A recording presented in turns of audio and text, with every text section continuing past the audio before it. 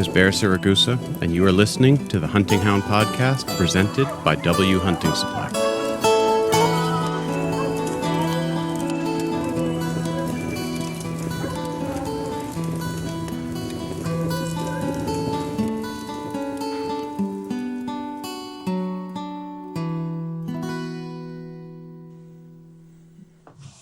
All right.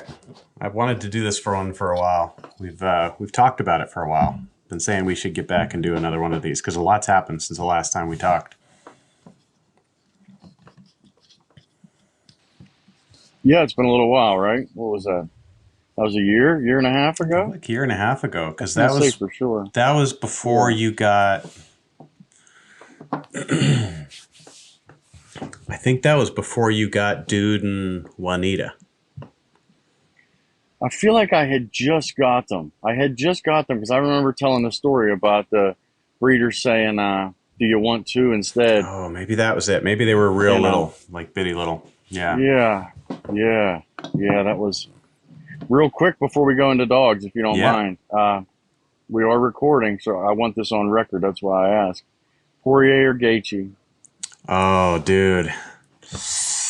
Oh, that's a good one. That's a good question. My gut says Poirier. I think Poirier is going to get him. Because I think that Gaethje's getting ready to walk away. Yeah. I agree. Okay, I was hoping you would disagree with me, but yeah. At the same... Gaethje's probably my favorite fighter. Gaethje's probably my favorite fighter, so I hate it, but I hate the fight, to be honest with you. I do too. I'm very excited, but I hate the fight. They're just both too tough. There's no way it's not ugly. I mean, it's gonna be the fight of the year, but it's gonna be one of those like Rory McDonald, Robbie Lawler fights that it's just like it's gonna be fight of the year. But nobody's gonna want to see that. Nobody's gonna want to see that. No. And it's so yeah. I think. Sorry, I didn't want to hijack. The podcast. I just had to get it. For sure, man. Had to get your take. For sure, it's so. I mean, yeah, we talk about so much that's happened, but so much has happened in the MMA world as well. It's unbelievable. Like Francis signing with the Professional Fight League (PFL), and now he's fighting Tyson Fury. The heck is that? Yeah, man? That's gonna go bad. Oh, he's gonna get.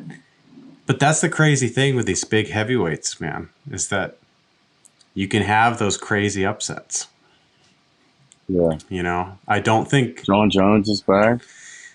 Yeah, John Jones is back. I don't know how I feel about that. I'm still kind of on the fence about that guy, man. I'm not a fan. The guy is a thug. He's just like... Yeah. He's just a thug. Yeah, I don't think he's not a good person. Doesn't seem like it. But this, but I mean, right now there's nobody in the heavyweight division that can do anything about him.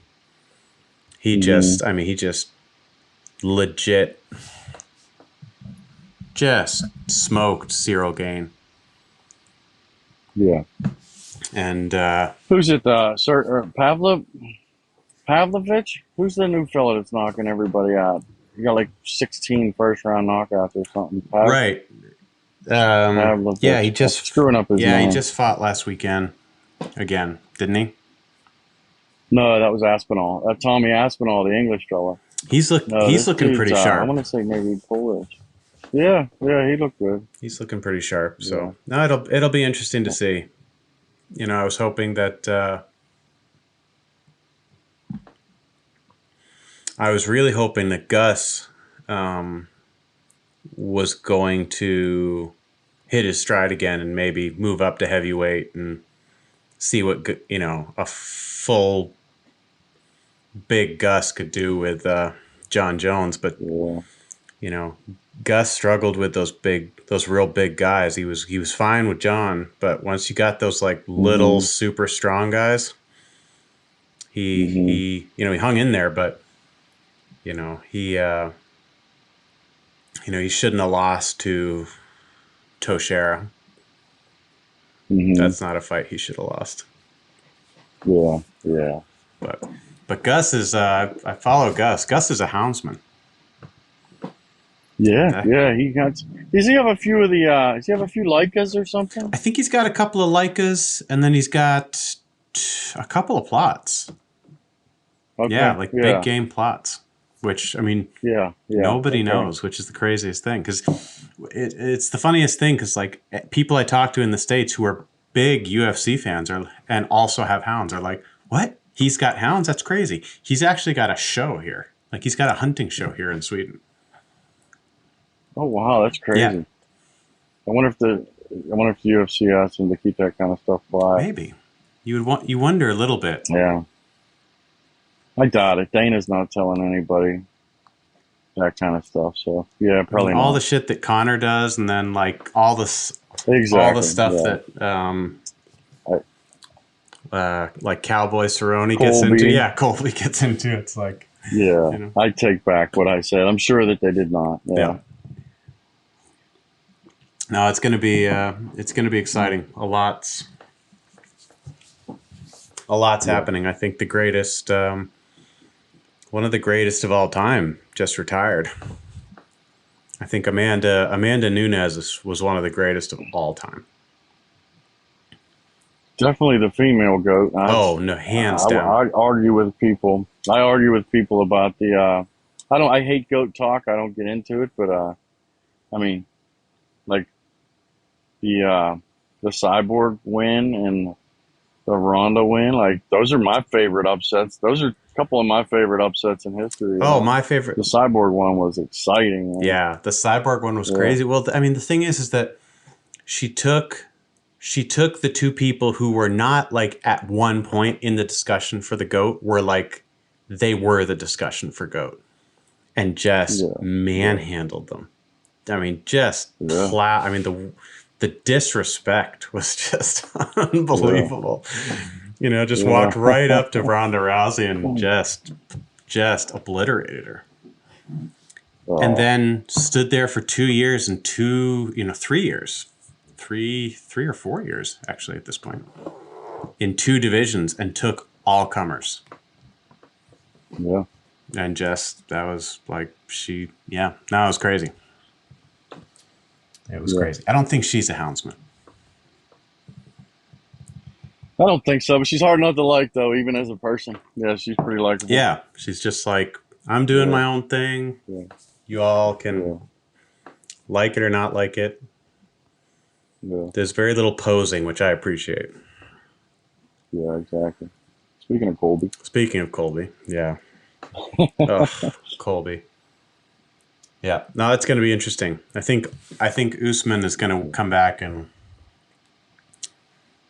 take back his title here in 2 seconds. off of Leon. Leon's getting ready. Does Leon have something booked? That Yeah, I probably. thought Leon had something booked. I forget. But he caught Oh Usman well. hard. So, like, Usman is, I think he was on a medical suspension for, like, a long time.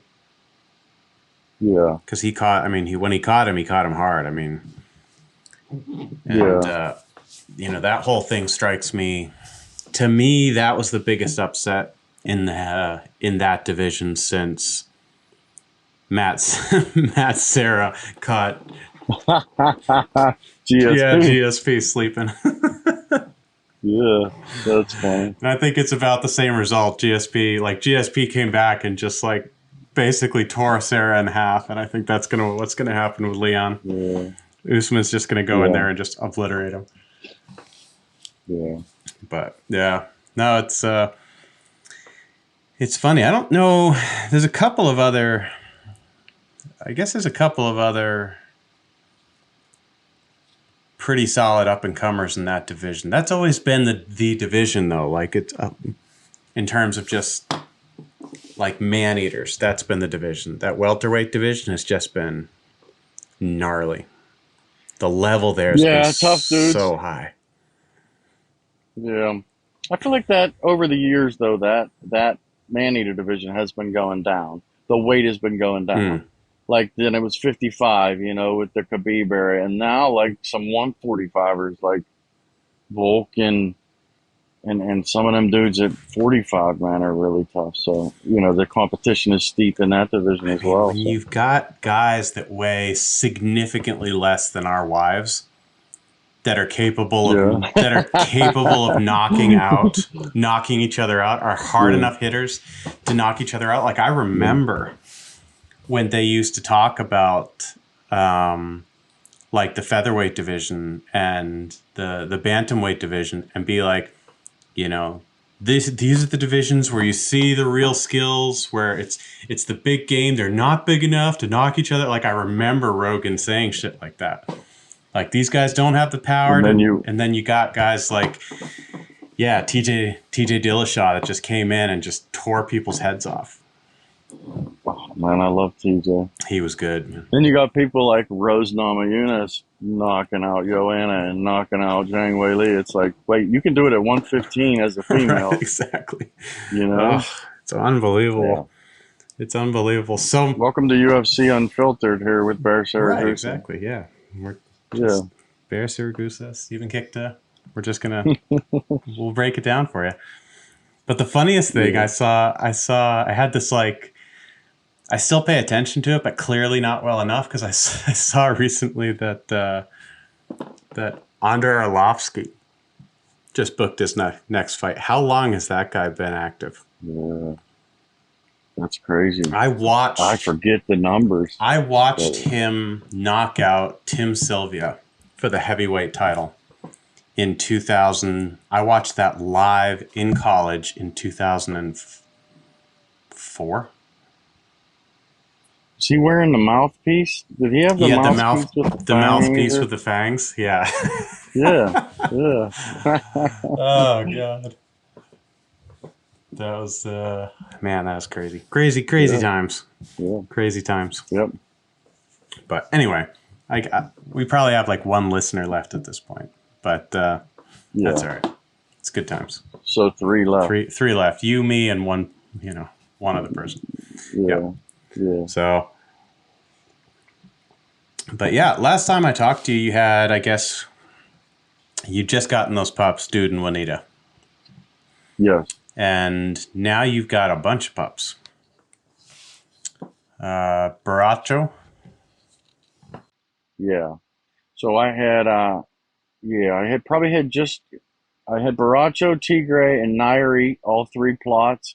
Nairi didn't really make it. She went back to the breeder and was replaced with Dude and Juanita as 8-week-old pups. So, they must be pushing 2 Right. now. So, yeah, whatever. I guess that was a year and a half ago. So they're pushing up on 2. Yeah. Yeah. And you got a bunch of pups now. Yeah. Or have they gone to just homes 2. at this point? I only kept 2. Yeah. You only kept 2. Okay. Yep. I had 11, and of course I'd love to keep them all, but just where I live at, like, people say, "Oh, why don't you keep them more? Or why'd you sell that young dog?" And I'm like, "You don't understand my living situation, neighbor-wise and all that." Then they come to my house and they're like, "Oh, I can't believe you have hounds at all. Like, how do you even do this?" Right. Yeah. It's like, I understand why you couldn't keep the whole litter. Right. So as those puppies, I had 11, and as they were like, you know what it's like, 5, 6 weeks old, when they're screaming at the top of their lungs, when they're at their worst, my neighbors were just finishing up the beautiful in-ground swimming pool they built, maybe 40 feet from my kennels. Gotcha. So it was an absolute nightmare. Wow, that sucks. Yeah, it's hard to live in an urban setting with dogs. It is. Yeah. I knew a guy who had a competitive sled dog team in his backyard in a brownstone in Boston. Yeah. And to load up his truck, he would need to illegally park on the street and run his dogs through his living room out the front door to his brownstone. What, 2 at a time or what? Yeah, like he would just like just run them, Yeah. grab a collar in each hand and just run through his house. Yeah. Yep. That guy was Yeah. nuts. It makes life far more miserable. Yeah. I wish I didn't live here, but I do. Yeah. Yep. I gotcha. Well, how are those pups? How old are they now? The puppies or Dude and Juanita? The puppies. I guess Dude and Juanita, The you just said we're about puppies are, closing up on 2 here. yeah, they were born 420, the puppies were, so, uh, 3 months old. Yeah, a little over 3 months old. Did So, you name them? Did you name them no, appropriately based off of no, the date they were born? no, I did not. My wife tried to. We tried a bunch of different names. Um, Cheech and Chong, or yeah, we Snoop tried. and Willie. Yeah, they were Bong and all kind of other different stuff, but yeah, they yeah, they are Woodrow and Janie. Yeah, I was Oh, really cool. Yeah, pounding my wife at the lonesome time. dove. Oh, I was on a hard lonesome dove kick at the time. We were having Love it. Wi-Fi troubles, so we would put DVDs in at night because the Wi-Fi was so bad. And Cool. I mean, just it was lonesome dove every night. I just pounded my wife with it. Oh yeah, She lonesome dove. So yeah, good. So she's good. she Unbelievable. she started out hating it. Now she's it grows on you. Now she's all about it. Yeah, Now she's all about it. but Yep. they're acting good. I really like them. They're good acting. I take them everywhere and load them in the truck, and they're doing good with all the stupid puppy stuff. Yep. I need to get back to the. I was trying to do some of the imprinting stuff that Heath Hyatt was talking about. Heath Hyatt Mm-hmm. did a few podcasts about. Yeah, Oh and yeah. I when I say I was trying to do some of it, I mean I tried like twice and it didn't go good and I gave up. But I need to get back to that. I I even sent Heath a video, like I'm sure Heath took it like, I'm sorry, dude, like it didn't work the first time you tried it. I'm sorry, try it again. Right. He's like, who is this guy? Yeah, but I never messed with any scents or any drags or anything like that. So I had, got a bottle of bear scent. I put like 15 drops of it on a towel and laid the bowl of food on it and let the dogs find it by accident. But they were so apprehensive.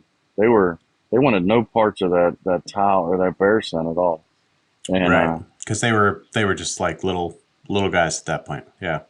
yeah, and I don't know why. I thought it would be irrelevant to them. I mean, I had a turkey burger sitting on top of this towel, but I didn't think they would associate the scent with a large predator. But maybe that is the Sure. way it works, or maybe I just used so much scent that it like overwhelmed their. Maybe it was just bothered their like nasal passage, whatever you want to call it, their Yeah. sensory overload or something. Maybe it was. I don't know, but It would be really interesting to find out because my kids are at the age where we're starting to watch old episodes of like Mythbusters, things like that. hmm And we just watched an episode where they were trying to see if any of the myths for distracting guard dogs worked. okay, And one of the ones that they tried was male wolf urine that they okay, sprayed all over themselves. And they had no faith that it was going to work whatsoever. But this like very solidly trained like Schutzhund German Shepherd, like he ran in there ready to take him down. They had the like bite suit on and everything. And he like full blown stopped and took a solid 15 seconds before he engaged. no kidding. And I cannot imagine that he has ever had any kind of contact with a full-grown timber wolf. Like, I That's can't just imagine that that's the primal. case. That's primal. Seems like it. Yeah, yeah. My wife and I were talking about that the other day with that, like I've seen it a few times, and it's really bad, like with our house dog, Jack Russell. Now, she's a JRTCA, she comes from a, line of dogs that's been dug a lot. You can't even get a shovel out around that dog. Never been dug in her life. Just a house dog. I wouldn't want to lose my wife's dog for her. Don't even try to shovel snow. Don't let her see a shovel. And I've seen it a few times with terriers, and I can't imagine that it's not an absolutely genetic, just Right. key for them. You know, it's pretty wild. Right. Yeah. I mean, well, I mean, if you look at videos of, you know, showing a border collie puppy, for example, sheep for the first time, Hmm. they could be, you know, urban city border collie, and they're all over the place, typical kind of just like wigging out, see the sheep and immediately go down into that stock Hmm. position. And I mean, it's so ingrained. I can't Hmm. imagine that. You know, it's the same with the sled dogs, putting a harness on them. They've never seen a harness in their That's lives. true. Yeah, that's true. And they just lean right into it and start Yeah, trucking. You know, a lot of them yeah, do. So yeah, it's just one of those, you know, it's got to be, when it's been bred into them so hard, there's got to be traces of that left, I should think. yeah. I probably didn't have that. I probably had just gotten that border collie last time we talked too. Speaking of border collies, Yeah, punch or punchy. yeah, Punchy, yeah, Hmm. yeah, smartest dog Yep. breed ever. Yeah. Oh, they're super smart. Yeah, He was, he, you sent me a video like right afterwards of your plots playing and Punchy just like sitting outside the fence, not being allowed to engage. oh, it's horrible. It's his whole purpose in life. And I was being I'm sarcastic when I say the smartest dog breed ever because everybody's like, Okay. oh my god, is he so smart? And that's why I got it. And being a watching Lonesome Dove too many days, But Oh, sure. that being said, everybody's like, is he the smartest? I'm like, he is not only just a dog, he might be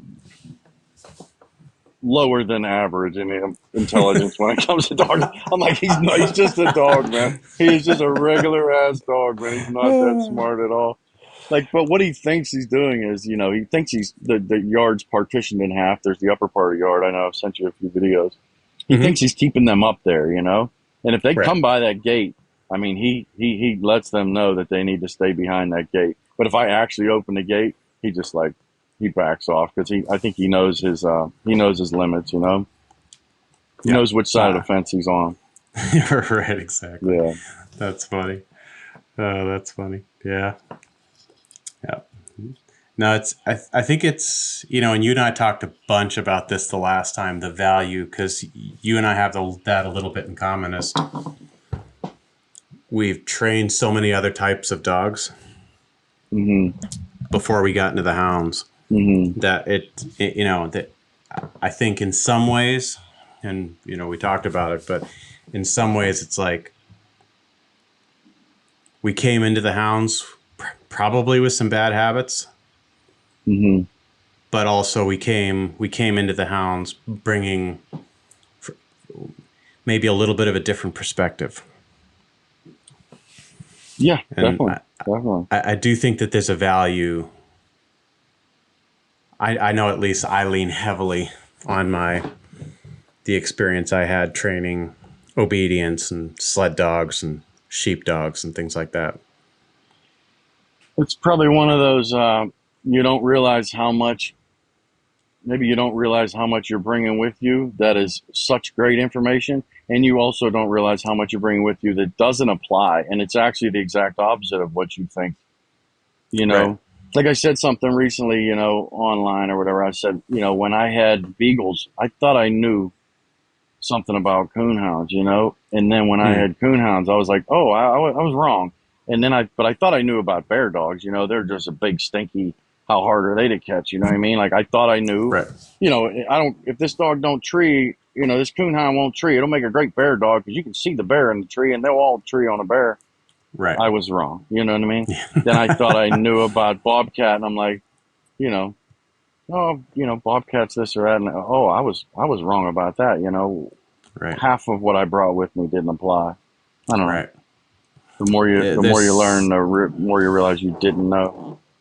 right. I mean, that's at least, yeah. Truer words have never been spoken. That's at least how, you know, I've got, you know, I could train a good dog team, but I have yet to fully finish a very good hound.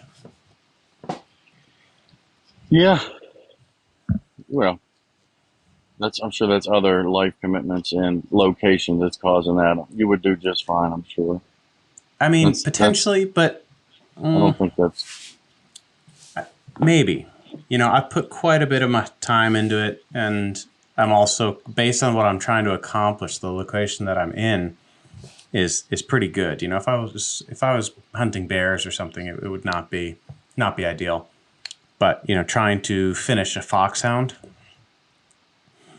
I've got this running walker that was actually my first hound. Virpi is just I was going to say, don't make me do my Swedish accent because I yeah. know how it's spelled and I know how it's supposed to sound. But sorry, I didn't want to try that's to do it. But I'm sorry. Go ahead. that's Go right. ahead. Go ahead. Yeah, Virpi. Virpi, Virpi. Virpi. Yeah.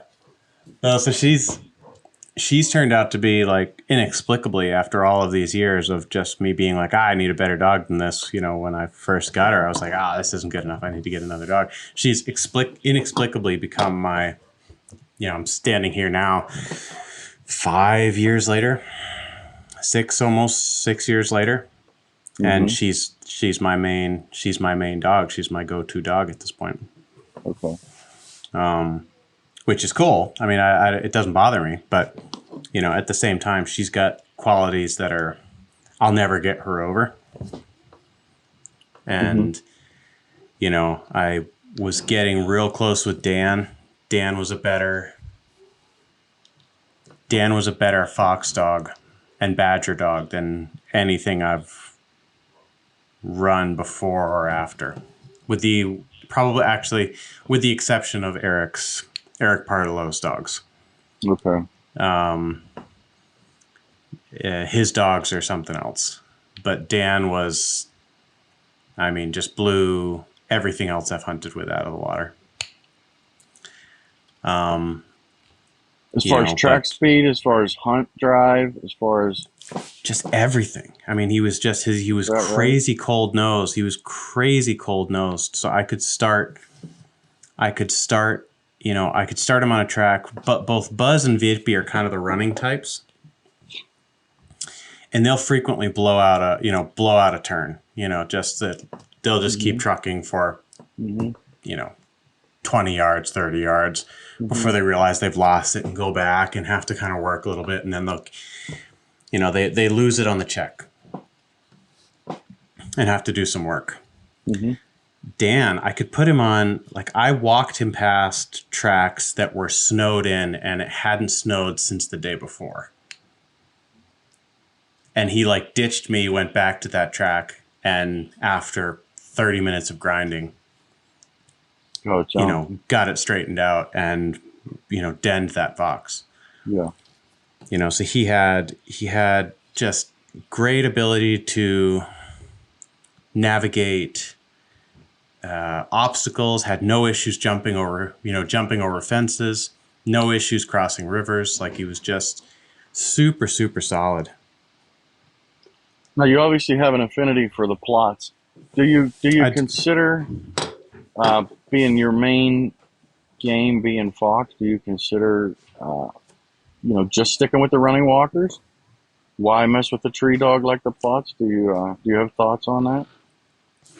I asked that because I've messed around with plotts on coyotes, which were when I've run them before with running walkers. Yep. Had issues. I've had plotts blown out of the water by running walkers before. Yeah, it's tough, man. Because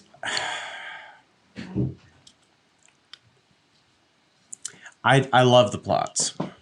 It's just I love the history. I love the people. I love the breed. I love how they look. I love how they act. I really love the plotts. Yeah. Dan was something else,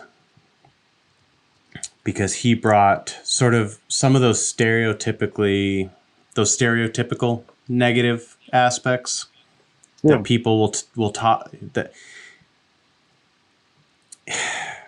people will talk about. The people that don't really know the breed will say, "Oh, I've heard they're aggressive," or "I've heard they're trashy," or whatever. And I say, well, that's not the case. But then, I had Dan, who was both of those things. Yeah. So he was just kind of like living up to the, setting his people back 1,000 years kind of a deal. But stereotypes are funny because they're true, right? Sometimes, yeah. And what I liked about Dan is that once he was on something, he wouldn't switch off of that something to hunt something else. Mm-hmm. When I had him, he wouldn't do that. He's doing that right now, which is too bad. But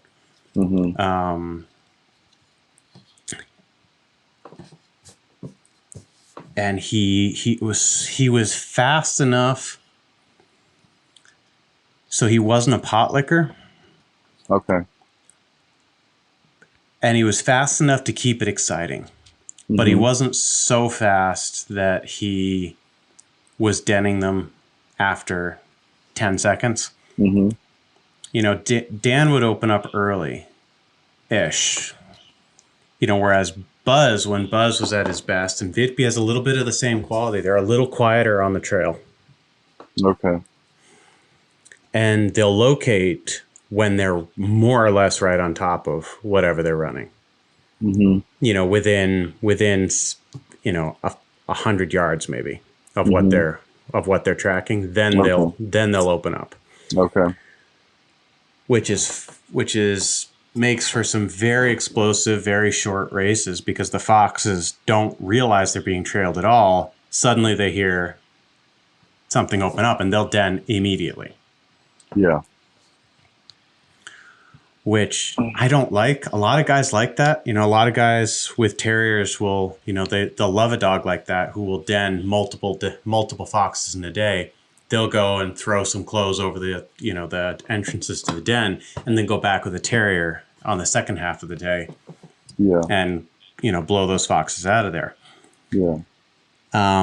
For me, it was the hunt, the sound of the hounds, the whole experience that I really, really appreciated. So Dan fit me better than either Buzz or Vitby.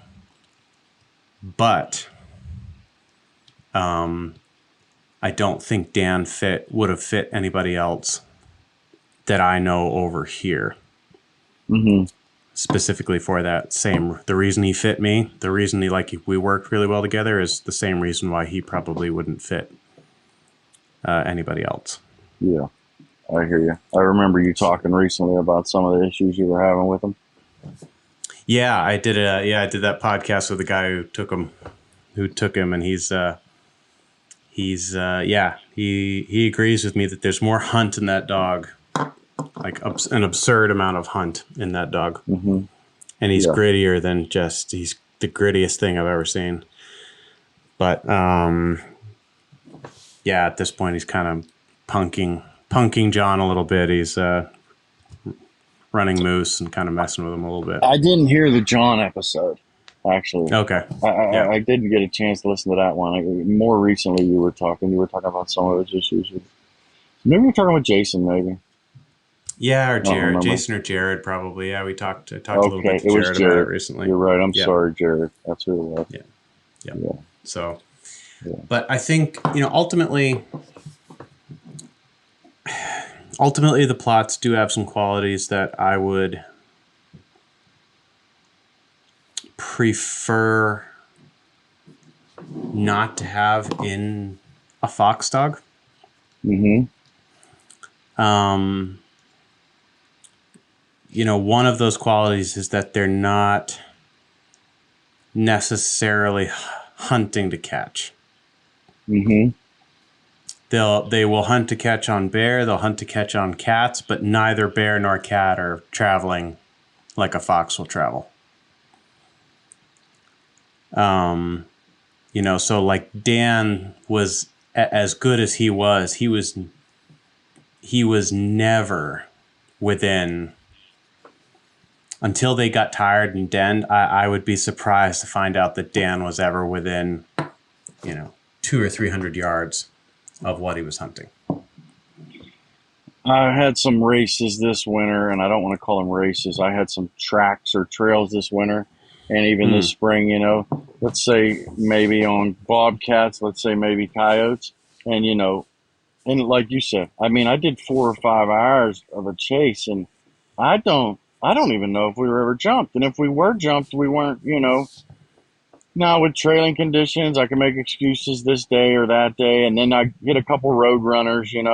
I was having a mm-hmm. lot of trouble with coyotes running roads up north and stuff, but uh, eh, what Yeah. kind of speed? What kind of speed do we have here? Then you get one jumped, and you get a heck of a chase, and then they're right behind it, ready to catch it. But Right. do they? Are they? Do they need perfect conditions? Are there dogs? Are they lower than average speed dogs that can only perform above average in perfect conditions? I'm not saying the Right. breeds. I'm talking about my own dog specifically. When I'm hunting Right. mostly only by myself, I run bear with some other people. You see where your dogs are at in the pack, and you get to judge them. But Mm, when you run mostly by yourself, it's hard to judge. It's hard to judge what your dogs are like, what kind of speed they have. Do they have a cold nose? I don't know. Could another dog jump that game a lot faster? right. Could another dog, or would this dog have been the only one that could get that jump that day? When I had the dog that I'm using air quotes here, none of the other dogs could even smell it, and it was Baracho that got a jump. I don't know. Right. When you're running by yourself, Right.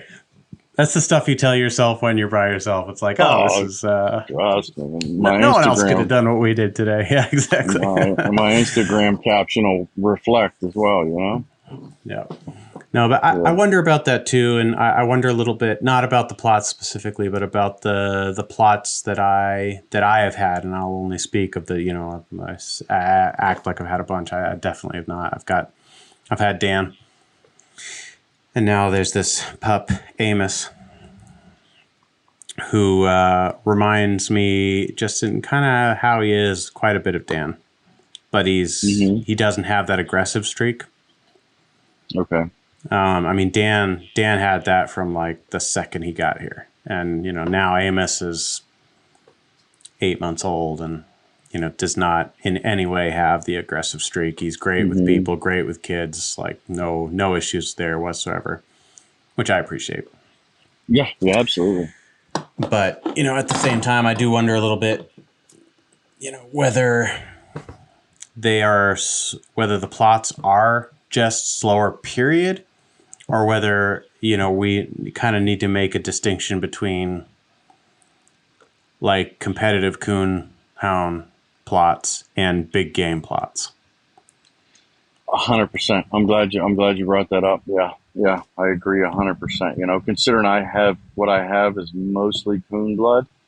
It's like Is it? That's right. Mm. yeah, yeah, pretty much. Well, half Pocahontas, and I, I hate that I'm not knowledgeable about it, but I don't know how much Eugene Walker, the Pocahontas line. I don't know Mm-hmm. how much they're still being bear hunted. He might catch 300 bears a year. I don't know, but I know a lot of people are coon hunting them Pocahontas dogs, and Mm. you're going to see every range of opinions on them. But so with my dogs being half redwood and half Pocahontas, I would consider them mostly coon dog bred dogs. What I have here. Right. So Right. And I look at I kind of try to look at what I'm trying to do here. I don't have an animal that's going to tree. I don't have an animal that's going to bay up. I don't necessarily need that in your face grit that's necessary for the big game dogs. hmm I'll get out there and I'll hunt bear if I get the opportunity for it, but hmm it's not something that's never going to be my bread and butter. That's something that I'm going to, if I'm lucky, we'll get to do once a year. As in a day a year. hmm So, I kind of look at that and I look what other people around me are doing and I look at who's having success doing some of the stuff that I want to do, but not just that, but in the way that I want to do it. I don't want that buzz type of dog that's going to be quiet. Nothing's going to happen until he's right on top of the fox, hmm open up, hmm and 2 minutes later it's in the ground. hmm I like, I don't have any issues with terriers, but that's not how I want to spend all of my time. I would rather have a good race followed up by a dig if I have to.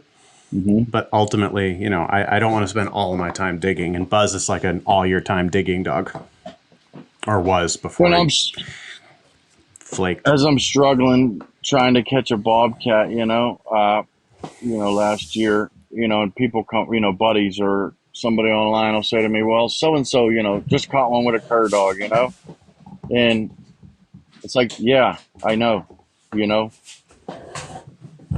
Yeah. if that was the end game, if the end game was catching bobcats here in PA, I wouldn't have wide open screaming out of the dog box pot lickers, Right.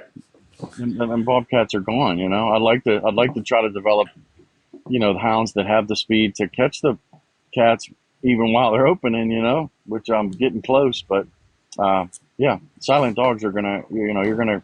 That's probably the way to catch bobcats where I'm at here in Pennsylvania. That's not my goal. Yep. My Oh, goal it's is to, exact. Bingo. I totally yeah, understand what you're saying. I'm in the yeah, exact same boat. That if my goal is to put the most meat up a tree or in the in the ground, a plot would not be what I would be going for. yeah. But I enjoy running that type of dog more than the dog that's going to be a high producer. Hmm. Having said that, Dan was that middle ground where he gave me the chases that I wanted, but there was something about the I don't know whether it was the base in his ball or what was going on there, but they would den after 45, 50 minutes most of the Okay, time. okay. I had some epically long races, but for the very most part, he'd be on them enough so that they would den. So my most productive dog with any, or productive day with any of my dogs, he den 4 in a day, Okay. which was, so I mean, he's still got the record here for the most foxes denned in a day, Hmm. despite being that sort of slower, more deliberate, no make Hmm. don't make mistakes kind of trailing trailer. Okay. But he was heavy. His coat was not, he was kind of stocky. His coat was not, even to be a hound, was not good. Okay. So as soon as we started kind of getting into October, November, I needed to start thinking about like what are his nuts looking like at the end of a day. Hmm. Yeah. Frostbite. Right. Yeah. Whereas some of the running walker stuff, like the running walker female I've got, there she hates the cold, but she's perfectly fine out there for days. She looks. She looks built for it. She's fine. Yeah. She's got the fur on her stomach, and she's got the fur on her legs, and she's got a little bit better fur around her ears, and she doesn't have those big bloodhound ears that are going to get all frostbitten. Hmm. They're kind of high and tight, and Hmm. so I think, I don't know. I spend so much time in my own head. It's probably not healthy, but I end up coming up with all these crazy schemes and things that I don't want to reinvent the wheel. But Like I I read try. books.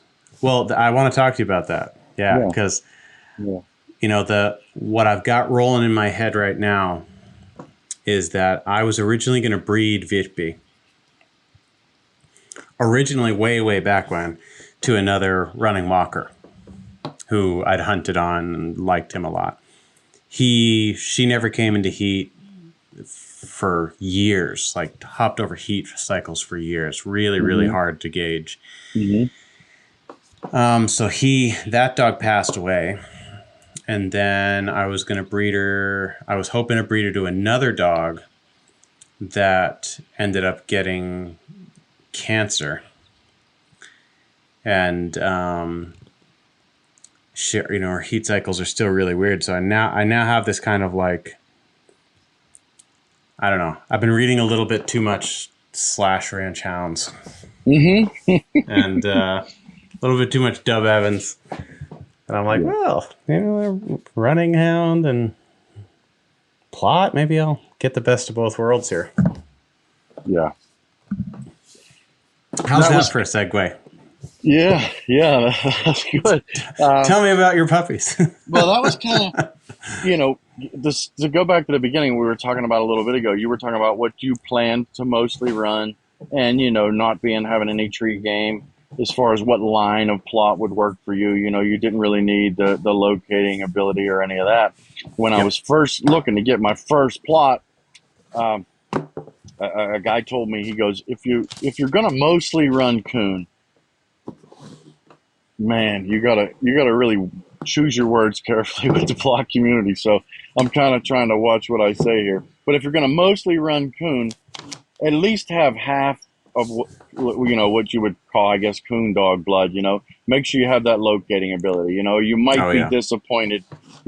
My original thoughts would be I would coon hunt 50 100 nights a year, and I would 3 times a year ride down to West Virginia and let the dogs pack in with some other bear dogs. I'm like, that would be the coolest thing ever. For a coon hunter from Pennsylvania to let your dog in on a couple bear races, I was like, this would be amazing. So that was my original intention, and that's why I ended up with the coon dog bred dogs like I did. Now it's turned into it.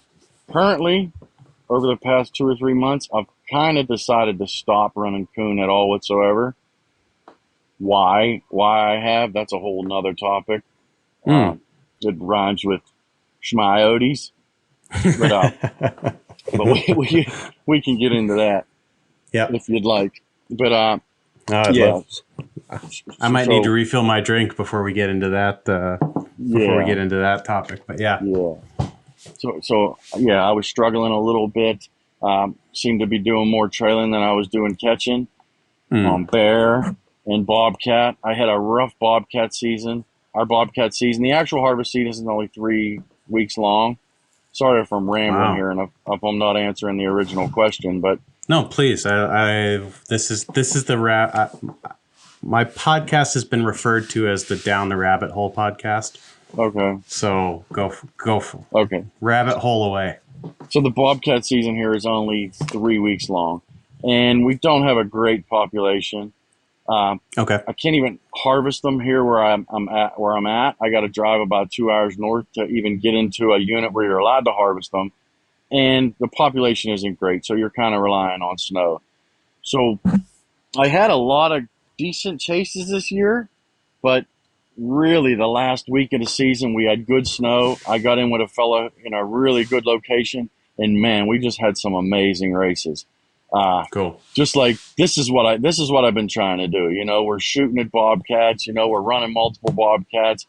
We're running a couple a day. And cool. I was really enjoying it, but I still didn't think the bobcats would get in the mountain laurel, and then plots were just poking in that mountain laurel, and I was just frustrated. And I need speed. I need faster dogs to push these cats, push them up a tree, push them in a hole, or push them out of this mountain laurel. I just felt like what I lacked more than anything in my admittedly coon dog bred plots, or at least half coon dog bred plots. I just felt like I needed speed. So I don't know.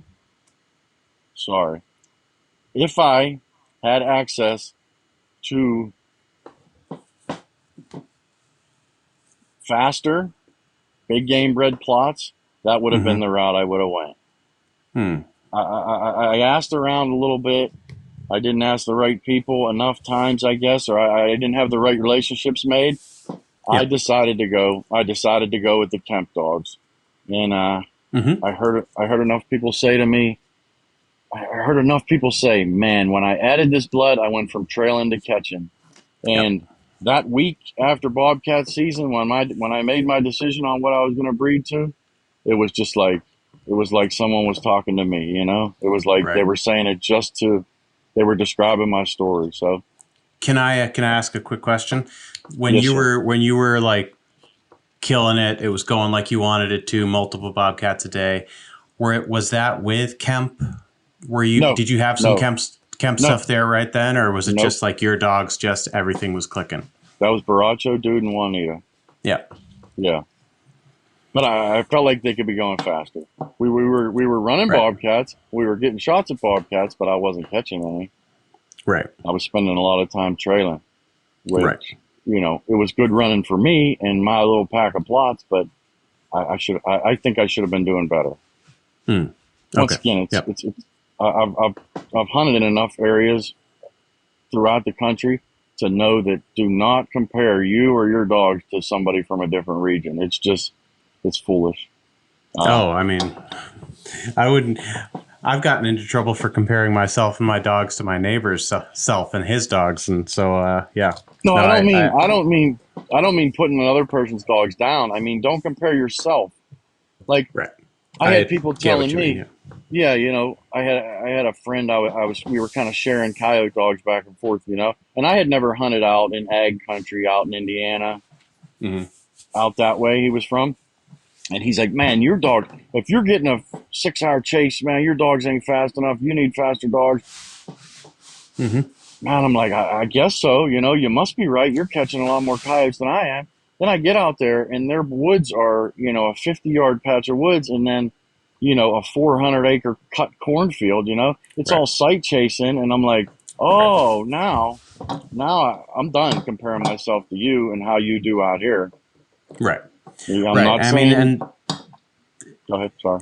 yeah, no, I totally get what you mean, and it's why a little while ago I said, and it's something that I always believed in with the sled dogs as well, is that I could, if you compare yourself to, if I compared myself to another dog musher, Hmm. who was doing what I wanted to do, was having success where I wanted to have success.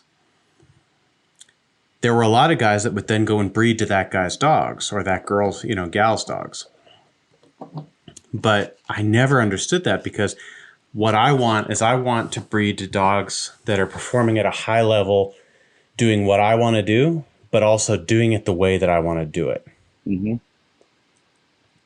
I got you. And that was always a distinction that I made, right or wrong. A bunch of people told me I was full of crap, but it eventually, through kind of, I don't know, you could chalk it up to a blind mouse finding cheese, but it's one of those things where by the end I had a team that I was really, really happy with because they were Hmm. doing what I wanted them to do, how I wanted them to do it. Okay. And I'm kind of trying to find that same vibe, that same mojo with the hounds Hmm. as well. So I'm interested in the I was I remember being, I hope I will I hope I'm accurate in my memory, being like excited about and positive about this Kemp breeding that you did, because it just seemed like it just seemed like, yeah, doing a breeding like that, but doing it for the right reasons, not because you thought that no one had ever done it before, but you're trying to find that dog that fits you. I was interested in your thoughts on this. I don't think we talked about this at all, but it was another reason I made the decision to do the outcross. I decided, Hmm. and why I kind of, yeah, I been raising dogs now, whatever, 25 years or whatever, and we all Hmm. had this envision. I'm sure you envisioned the instead of people saying the CV line or the Mackey line, was there a day you were thinking they'll be talking about the Bear line? It Yeah. wins the Iditarod, right? Yeah, I mean, to a degree, there were things that I wanted people to say about me. The that anybody would take my dogs and never go and win Iditarod. I didn't necessarily think that was going to be the case, but what I wanted people to say about me and my dogs was that guy had good lead dogs, Okay. and those dogs were unbeatable in bad conditions. Okay. And that's what I got. Those dogs Okay. could run the feet off of, I mean, any other team I met. Okay. No, In I real didn't. bad stormy conditions. It was just, but I get what you mean. No, That was I the think two things. Yeah. I think It was the, I posed that question wrong. I posed that question wrong. no, but I wasn't I trying to think I got say it. Yeah. no. I don't think, because I didn't finish my question. I didn't get the full thought out. That's my fault. Sorry. I No, it's my fault. I when I realized that living where I live in my 4 to 6 to 8 hound limit, Hmm. yeah, I may have had visions of having an impact on the breed, developing my own line of X plots or Patterdales or Beagles or Bulldogs, whatever I had. Right. We all have, I always had those visions of, developing my own line or having a major impact on the breed. And I was like, you know Sure. what? I think my days of having an impact on a plot breed with my hound limit here where I'm at and the way I'm, as many dogs as I keep, that's not going to happen. I Right. want to make some cool dogs right now. I'm not going to change the breed. I'm not going to develop my own line. So my realization that I don't want anybody to talk about, yeah, of course I want my pups to do well, but nobody's ever going to talk about, Blackbeard's line of hounds. Let me just make some I cool mean, dogs here. right. But that's the crazy thing though, right? Is that you never know. Oh, it could be the Butch Jill. This will be the next Butch Jill breeding that changed the plot breed. Right. Or I mean, what was it, Pioneer Drum, or who's the yeah, it was, yeah. yeah, Anyways, Brandenburg's drum. Yeah. yeah, yeah, okay. Yeah. Yeah, for sure. No, but Yeah. I mean, like, look at the guys that are the absolute legends in this sport. And I mean, there's a bunch of them that had purebred plots, or ran plots or ran walkers or whatever, Hmm. you know. But for every guy that had a specific breed of dog that they loved to run, guys like, the entire Plott family, Von Plott, and Hmm. legendary, the Cable family, the legendary houndsmen who had a specific breed that they loved. There's for every one of those guys, you're gonna be able to find other people who have become legendary, who had a mix, who bred what worked for them and created something Hmm. that worked specifically for them. The Dale Lees, the Dub Evans, even some of these guys that are still alive and kicking, Ed Vance Hmm. and guys like that were, Hmm. tremendously good houndsmen that, I can't remember which one it said, a good dog is colorblind. Yeah, I never seen a good dog that was the wrong color. That's right. That's all right. Who was it that said that? I want to say it's Van Johnson. That could be. Yeah, that Yeah, sounds like who something I he would. who I met at Plot Days and could not have been a nicer guy. Is that right? Holy Oh, heck, man! Like, I felt bad. Like, I was that's like, so let me good to just hear. not bother this man. He's a legend in the hounds. He's been doing it his whole life and made a living. Right? And I was like, and he wouldn't let me walk away. He's like, tell me That's about your awesome. dogs, and he's telling me stories, and I'm like, my God, this is, That's yeah, awesome. that was pretty neat. Yeah, it was That's so neat to good to spend hear. time with him. I've had a couple of experiences, not in the hound world, thankfully, but I've had a couple of experiences recently where I met like heroes. And I was like, Hmm. oh, dude, you're an enormous asshole. Like, this is such a bummer to me. It's like, but that's so cool to hear. Yeah, I would love to. That's a guy I would love to talk to. That's a guy Oh, I he would was love to have great. on the podcast. His book is amazing. I don't know if he's been on any podcasts. I can think of any he was on. I don't think he has. If Yeah. his reaction, because like when I first got into the podcasting and was just kind of trying to you know, uh, get people on, I think I contacted him and he was just like, Hmm. thank you, but no way, Jose. Like he was just not even a little bit interested in it at that point. Maybe it's changed, you know. But I just did a podcast with a guy last week, and he said the same thing. He was like, "Yeah, kind of wore me down. Like I've said no to so many of these things, and figured I may as well just I'll figured I would say yes for a change." Yeah, I think people are catching on that it's a thing, though, right? Yeah, I think probably. It helps to have been doing it for a little while, and not be just some random Yes, sir. dog musher from Norway who's like, "Hey, do you want to talk about your hounds?" Yes, sir. Yeah. So, but yeah, so you bred that Juanita female Yes. Yes. to a Kemp male. To Kirk Price's brother dog. Okay, cool. Yeah. I shot Cool, him cool. I shot Kirk a message. I was a little bit apprehensive. I kind of didn't expect him to be as welcoming and as easy to work with as he was. But he was like, "Yeah, Hmm. absolutely. Come on, give it a try." And just talking to him about how brothers performed for him. Um, Really cold nosed, gritty, Hmm. fast. I mean, Kirk's one of the people who said, "I'm just telling you." He said, "I went from trailing to catching.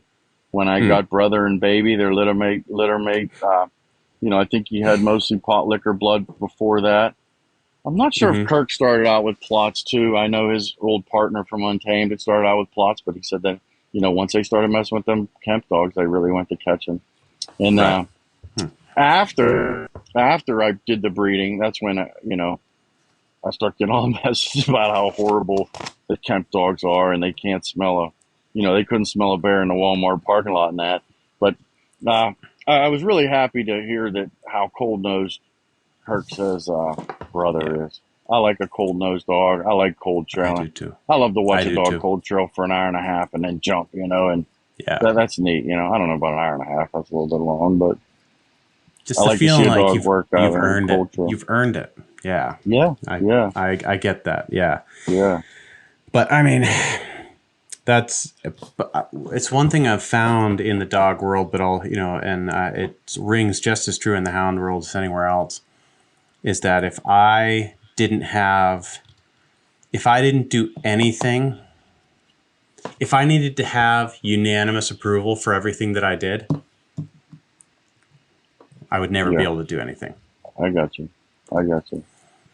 Because every like I'll say, I'm got an Ursus plot, and people will like I'll get a bunch of like unsolicited like, "Hey, what do you guys think about this?" I'm not asking for people. I'll get like unsolicited messages being like, "Oh, I had an Yeah, Ursus plot in the '70s and I hated that dog."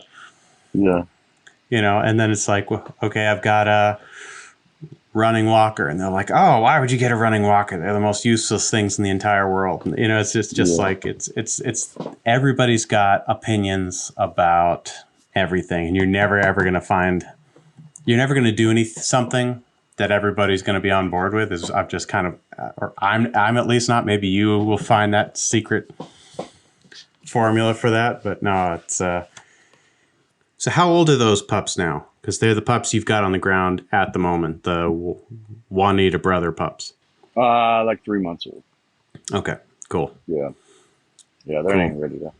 I haven't really not messed with The them much. the funny thing about those pups is like we talked a little bit about it, like what people were gonna say when that whole thing went down, and but if you hadn't said anything, you sent me some videos of that litter. You could have sold that whole litter as purebred plots, and no one would have blinked. Like we were talking about a little bit before we cut there. You know, you have a real. No matter what people say, no matter how much you say, I don't care what people. Everybody's just going to react to it Mm. differently.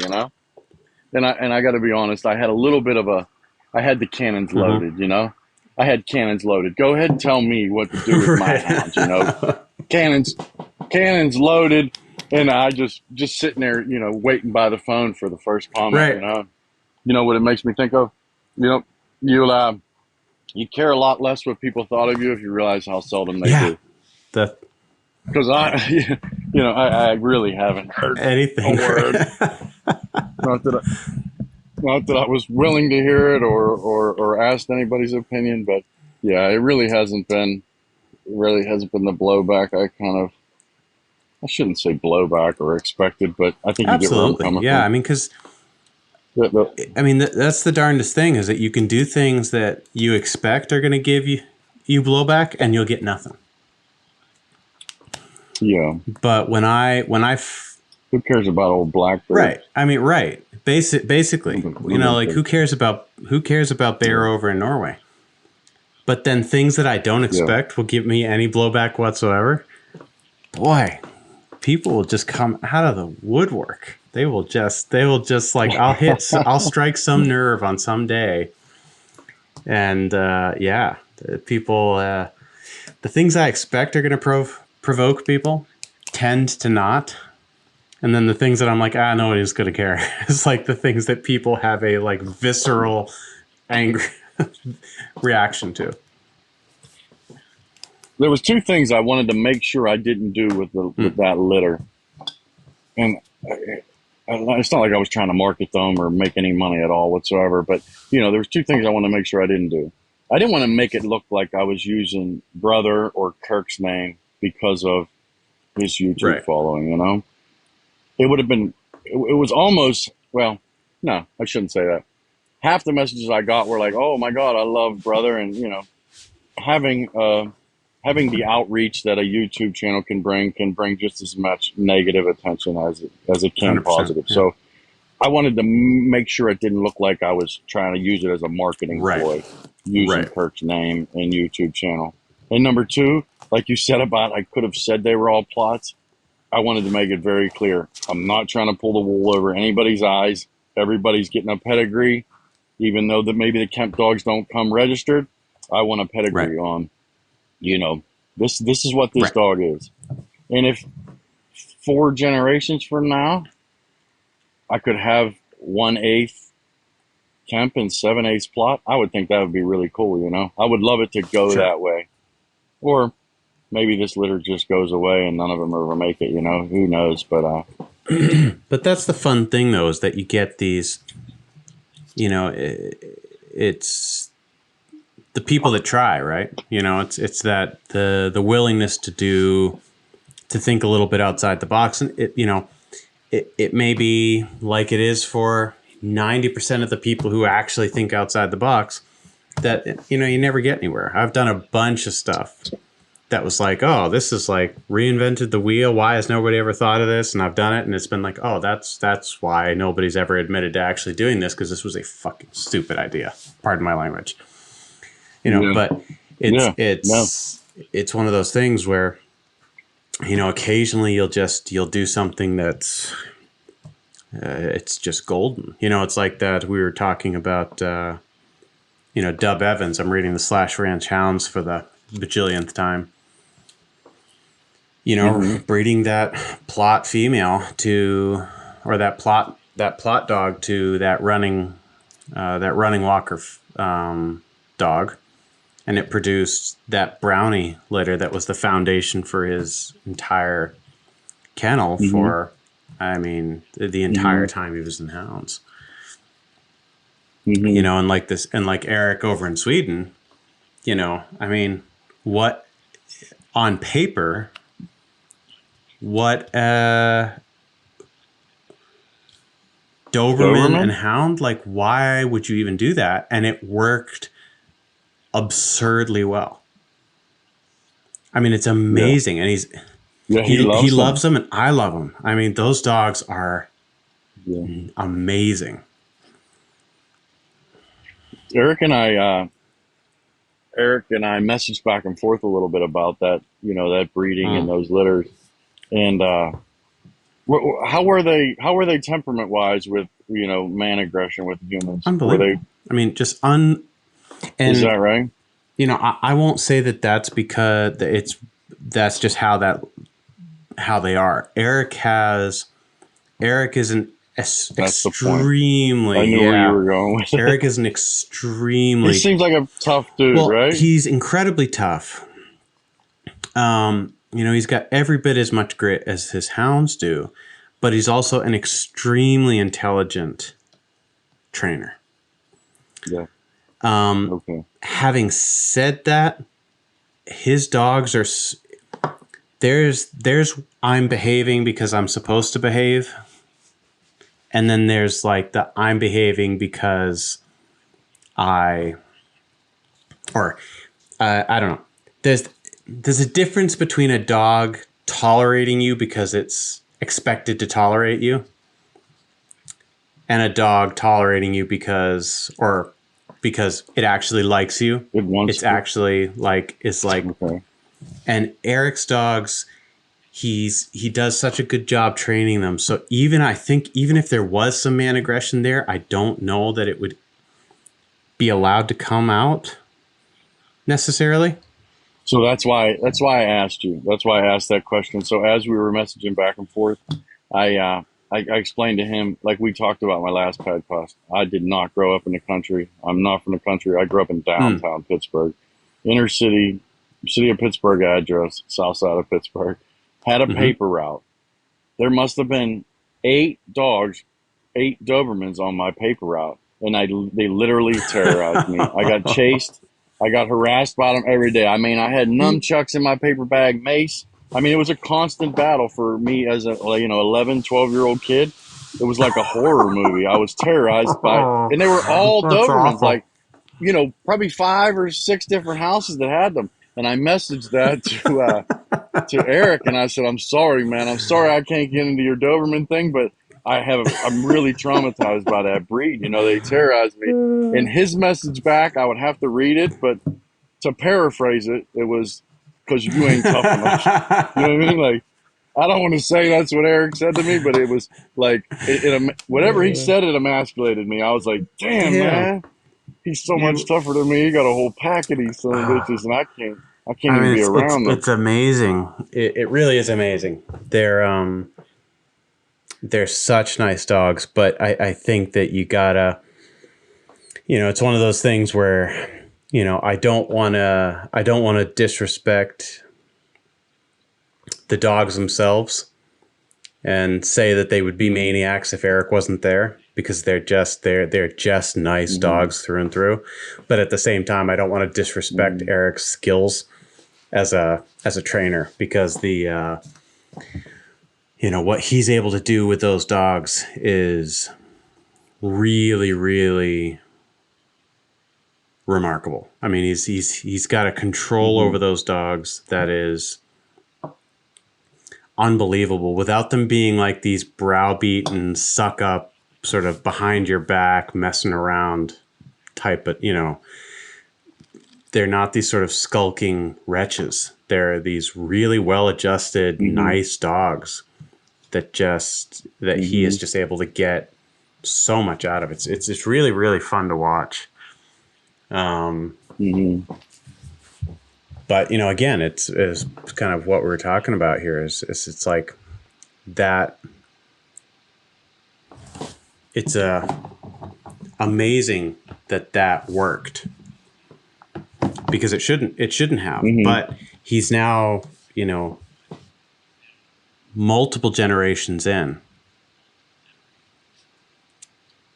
and Yeah. multiple generations in, and he's still producing what he's looking for. Mm-hmm. So it's one of those things where the plot Kemp cross. In 10 years it may be a footnote in your career, or Mm-hmm. that's what's fun about it. I'm not saying this is what's going to happen, but it's what's fun about it is the potential. That's what's so fun with puppies, is I did a potential. They're just potential embodied. You never know. I did a beagle breeding, uh, not long before I ended up getting out of the beagles, and I guess it was. I'm trying to think. I think that was the only beagle breeding I ever did. Yeah, I only bred one litter of beagles ever, but I put a lot of thought into it, and I bred to a male that nobody had ever Mm-hmm. bred to. He was like a 10-year-old one-eyed beagle, and I hunted with the sister And the daughter, I hunted with every female in that line of dogs, and I was just fascinated with them. I mean, they beat every dog I had that were all out of world Right. champions. Like they really beat me bad. But they're just an old man that lives up in Ohio, and I was just like, no, man, I'm gonna set the beagle world on fire. People don't know. People don't know what this dog Hmm. can produce. And I did that breeding, 10 pups, and beagles around 6, 8 months old. You should start really seeing Yep. what they are, and nothing, absolutely nothing. I'm like, no, no, there's no way. Like I know what this breeding's Right. going to produce, and at a year old, they were all just like, yeah, I don't know, it's a dog, Yeah. it's okay, it's okay. And then in 1 week, I swear to God, this is the truth. In 1 week, about 6, 8 months later, so they're like 18, 20 months older or whatever. In 1 week, I got 3 phone calls. People said, this is the best beagle I've ever snapped a leash Wow. onto. Late Right. starters, but I was like, I knew it. I absolutely knew it. Right. You know what I Yeah. mean? I mean, it's,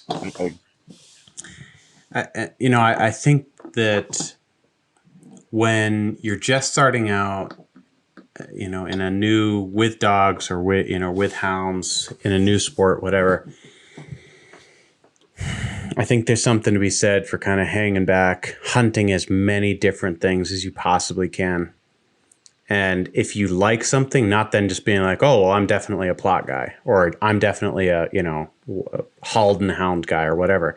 But being like, okay, I liked this. Are they all like this? And go and hunt with a bunch of other ones Mhm. and, figure out what works for you, because, it's one of those things where, how many, I tend to have a couple books going at the same time, and I'm rereading Trained by a Hound Dog by Advance, where, he had a Yep. dog that was not, multiple times he had dogs that were not exactly what he was looking for. Pretty close, but not 100%, or maybe he'd gotten him to a step farther, but then, his pack had surpassed that original dog, that kind of thing, where he would move that dog on, and the people would be like, that was the best dog. That's the best dog I've ever had. And then he had also had multiple stories where he got adult dogs that other people didn't think were good enough, that were just that he was able to bring out, whatever, they scratched whatever itch he had at the time. And I've seen Yeah. that so many times in my experience, in my time as a dog musher too. Is when I retired from dog mushing, my two lead dogs, and a third one from the generation before that, they were all dogs that were, slated to be put down by their previous owners, because they just weren't, they didn't think they were good enough, because they had, Hmm. smaller, faster, good weather dogs, and those, these dogs were maybe a little heavier, a little bit bulkier, a little bit, just were not able to put on that top end speed. And they fit me like a glove, and, could way, way outperform the teams that they came from, in the conditions that I liked, it was important to me to perform in. So I think there's something to be said for just kind of figuring out what you want, taking that time to figure out what you want, and then just go with your gut. Are you Hmm. going to light the whole I used to world say on that. fire? Maybe not. But I'm betting. I'm betting that this litter that you've got now, I, I would be surprised to hear that they ended up just being complete duds for you. I think there's something to be said for too. I used to say this back when I was competing in night hunt, Mm-hmm. coon hound competitions. Something to be said for what dogs do you have when you figure it out? Right. Because I said that may not be the best line of coonhounds, but it just so happened to be the line of dogs I had when I figured it out. Right. You know what I mean? So that could be the case, with a lot of dogs, with a lot of Yeah. people. No. Absolutely. And it's kind of where my head is Yeah. at right now, because you and I have talked quite a bit about the pups you have, and Eric has these great crosses, and I've got a dog that I really, really like. I like Vitby. I really do. She's got a lot of stuff, especially as she's aged. I think part of it is that we've just kind of gotten her over some of the demons that she came to me with, but I think part of it too is that she's actually slowed down, just as we all do as we age, and it's become a little bit more deliberate. So she's gotten a colder nose. She's not messing up like she used to when she was a pup. And she's bringing a lot to the table that I like, and I know some of her puppies from the last litter that she had. I know several of her siblings, and then a bunch of puppies that are out of her siblings. And I know her father, who is, legendary over here. And I think you have a bit of another advantage, that another trait that you don't have to select for as you're thinking about doing that kind of breeding, is saying you don't have to lose the tree, or you don't have to worry about the tree. Because there's just some really, really nice running walkers around here, but I couldn't lose the locating ability. I couldn't lose the tree. That's why I went to. If I wasn't Kemp, I was really going to try to go South Texas Bobcat dogs. I was going to try to go Cody King or the Dro Brayman dogs. Some kind of, running walker with treeing ability. Yeah, that's not like an issue I have. Even the lynx here, most of the time, they're not going to tree. They will do it, but occasionally. But the two times that I've seen Vitby like fully opened up, screaming along, and then suddenly have a loss that I just could not explain. I went in and found the fox had actually a red fox, but had climbed a tree, had climbed up into like a mountain spruce, like those little scraggly things. And, she ran around that tree a bunch and then just ended up like, coming back to me. She could not figure it out. That dog has no treeing ability whatsoever. But, at the same time,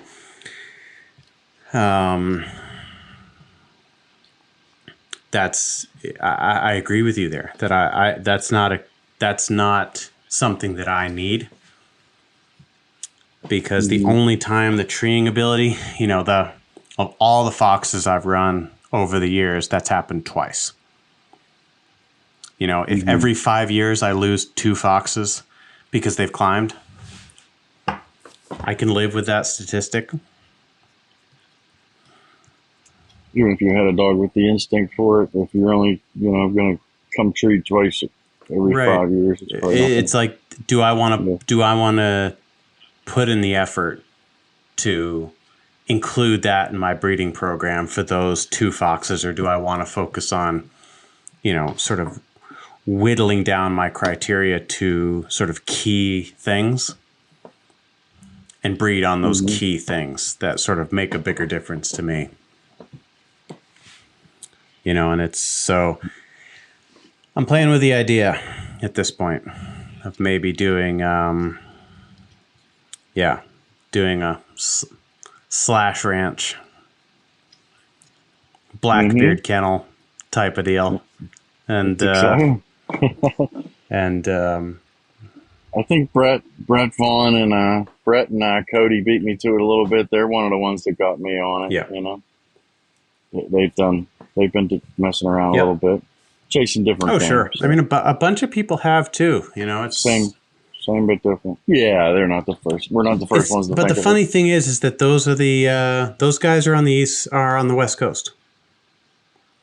It's one of those funny things where it's really rare that it happens over here, that they'll do those mixed breed hounds. Everybody wants the papers. Everybody wants to be able to go to bench shows and things like that, which, more power to them. I don't get.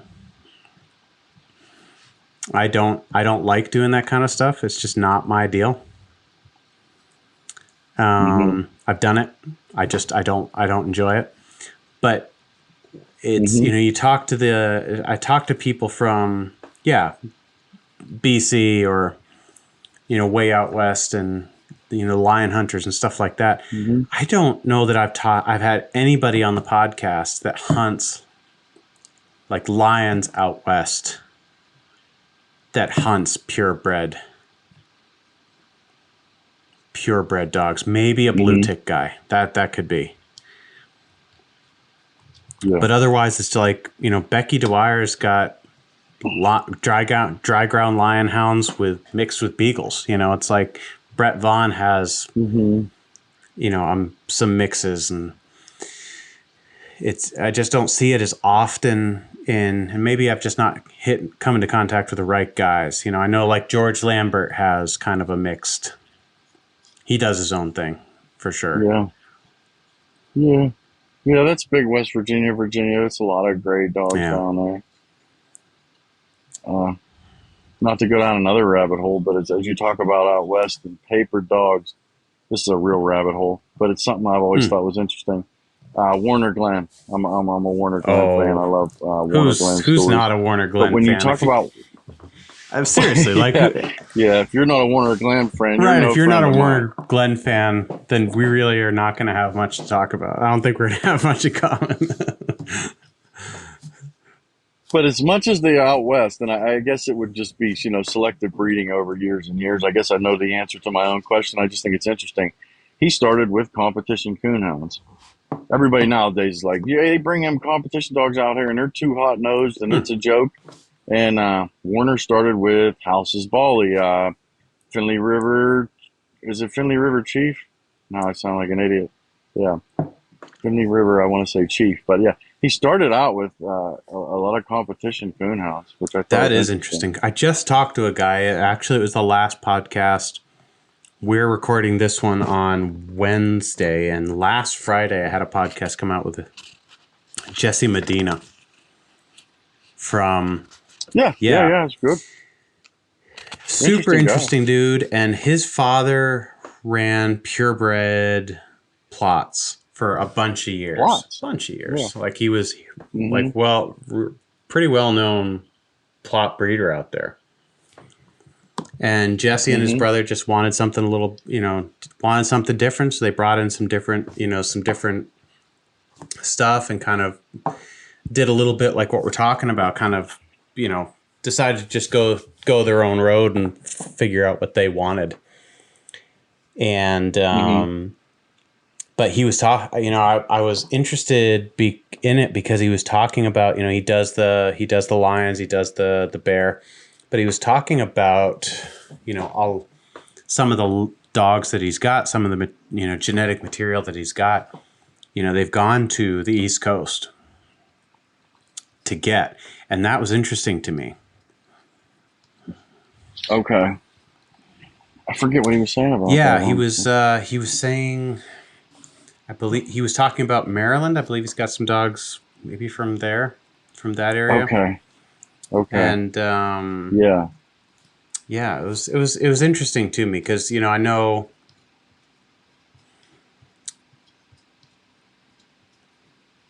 I see fairly frequently a frequent theme on these, and I promise people you don't need to turn this podcast off. I'm not going to rant against social media again.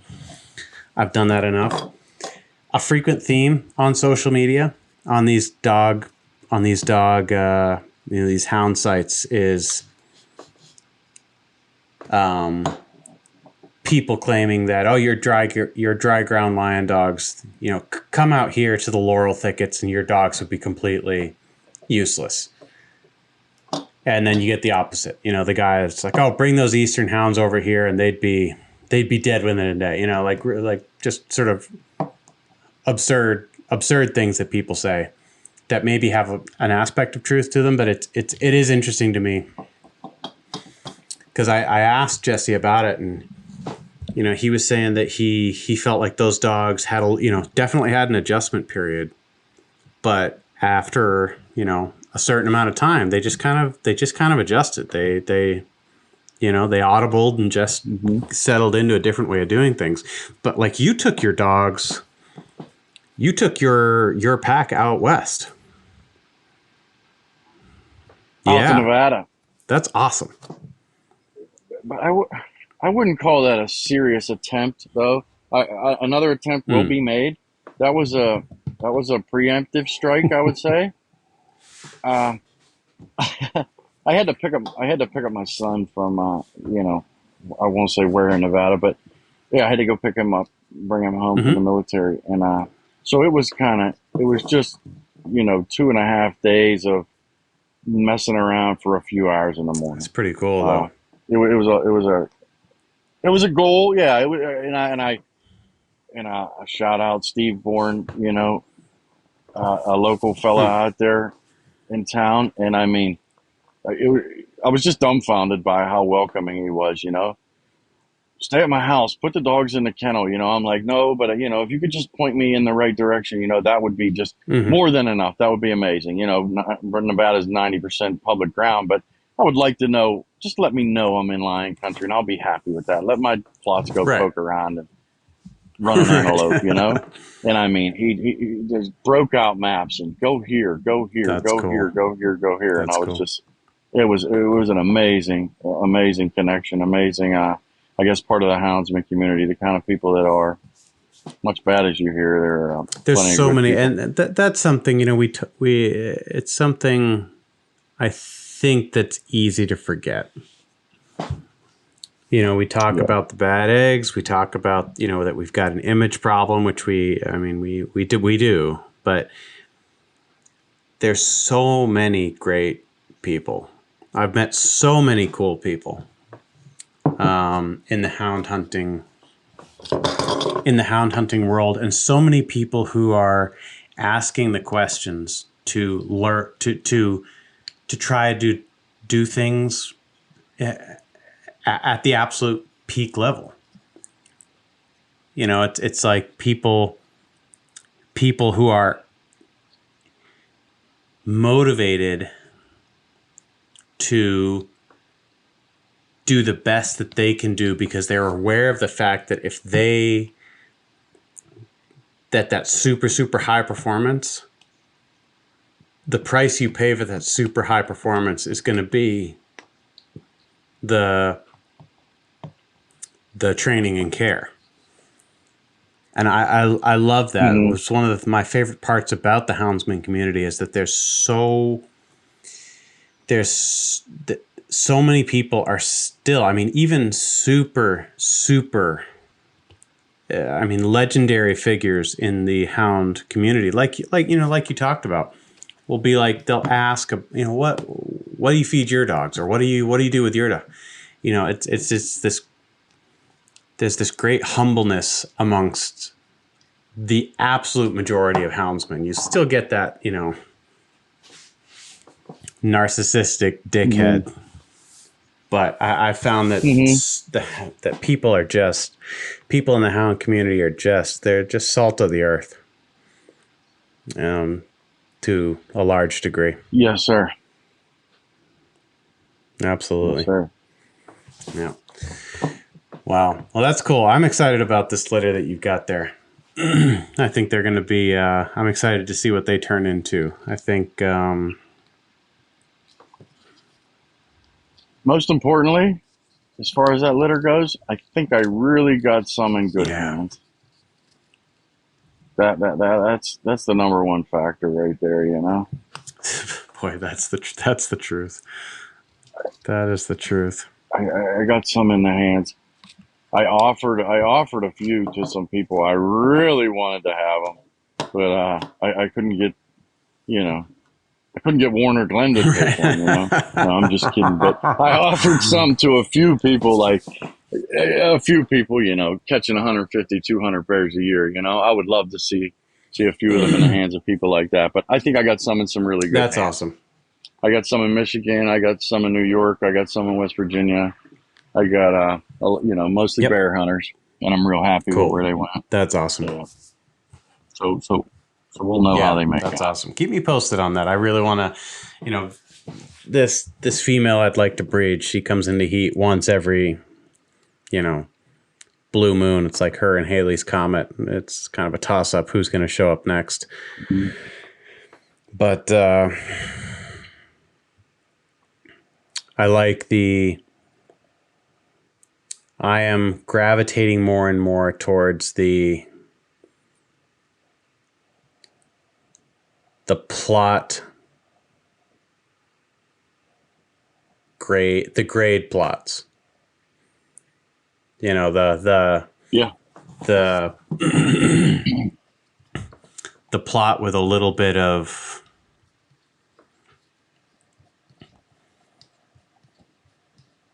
like a real fine boned plot.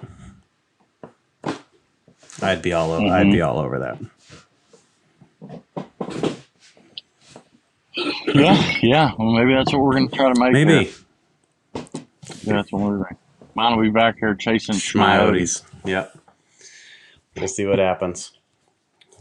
But I guess we're at about holy moly. I can't believe we've been talking for almost 2 hours. That's unbelievable. That's awesome. I saw that. So, well, I appreciate you coming on again, Steffan. I really do. It's always fun to talk to you. No problem, man. It was good to talk to you. We do talk plenty through DM, PM, but we just went through about 6 months worth of PMs. Oh, more than that, I guess. We just talked from new puppies to the new puppies out of that new puppies. Yeah. No, I'm saying that would have been that conversation would have been a hell of a lot of typing. So we covered a lot of ground. I'm sure we'll be back at it probably tomorrow, most likely. Yeah. But yeah. Yes, sir. Well, let's see what those pups do and sit down and have another good conversation. Sounds good. I thank you for having me, brother. Bear. Anytime. Appreciate it. All right. See you later, brother.